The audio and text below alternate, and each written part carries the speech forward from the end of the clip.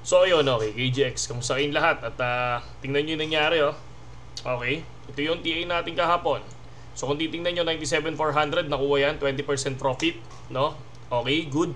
And then sabi natin, hintayin natin next candle kung nandito sa taas. Kaya lang, kung titingnan nyo, yung candle natin below the resistance. Kaya kung titingnan nyo, biglang bumaba. Sabi ko sa inyo, malakas yan kahapon eh. So dahil nakita na natin yan dito, una, no, nung nag-drop dito sa area na to, sabi ko, uy, umabot hanggang support. And then kinuha niya ulit, oh, malakas din tong support na to. And then ngayon, kung titingnan nyo, breakout na si support. Ayan.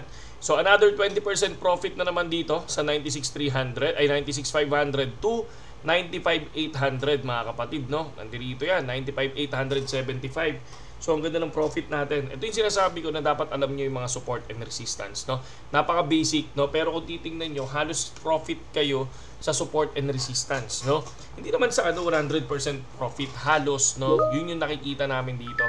Kasi sa Telegram kanina, kung titingnan niyo, ayan, nag-update ako sa Telegram. Kanina nag-TA ako ng CTK. Profit namin is 50%. Kay Omni talo kami, loss kami kay Omni kanina. So kay SYN talo na naman kami. And then kay Bitcoin, binawi tayo ni Bitcoin, profit tayo, no? So ito yung nakikita natin ngayon. So parang nagdadump si BTC, no? Yan yung abangan natin at bantayan natin. So tendency, ang chine-check natin dito, once na ang next resistance, I think alas 8 or support or candle is below dito sa area na to, possible baka biglang bumaba dito, no? Baka umabot to. Kapag umabot to dito kay 95,438, no? Possible malakas tong resistance na to. So kapag nag-bounce yan at umabot ulit dito, okay, confirm tong support na to. So yan yung titingnan natin mga kapatid. Okay? So far, congratulations. Kumbaga, kung sinunod nyo yung 20% profit kung sinunod nyo yun, congratulations. 20% profit kayo dito and 20% profit kayo dito sa support na to.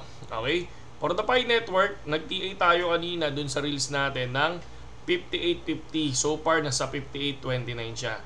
So kapag inabot tong si 57.19 at lumagpas siya dito sa support na to, so mag-enter tayo dyan. So ito yung pinaka-resistance niya, medyo mataas. So tingnan lang natin kung ano yung kukunin ni Pi Network dyan. So pero syempre pagdating ng Monday or Wednesday, kung nagda-dump ngayong weekend, possible may big pump yan, no? So tingnan natin yun at abangan natin lahat yun mga kapatid. Ako, tingnan nyo ako, hindi ako tumitingin ngayon sa Twitter, hindi ako tumitingin sa ibang mga news ngayon, no. Ang pinaniniwalaan ko muna ngayon yung candle ay tong support and resistance natin. Hindi muna tayo tumitingin kahit saan. So far, syempre talo tayo dito sa dalawa pero panalo naman tayo. I think break even ang May 30 natin. Kasi itong May 2 natin profit tayo, no? And May 1 naman, mas lamang naman yung profit sa May 1. So good naman tayo dyan. May 3 is ano lang tayo, break even. So mga gustong pumasok, no? Sa Telegram natin, pasok lang kayo, no? Nandiyan dyan yung link natin sa description. Pwede nyo gamitin yung B2Nix, no? Kung meron na kayong BitGet, no? Meron tayong B2Nix, no? Yung B2Nix, okay din yung B2Nix, no? Pwede nyo gamitin yon para makasama kayo dito, para makapag-trade kayo. Okay? So ito yung PNL namin kanina, Omni talo kami, ito yung sinasabi ko. CTK 50%, good job. Ayan, talo kami kay Omni. So CTK good.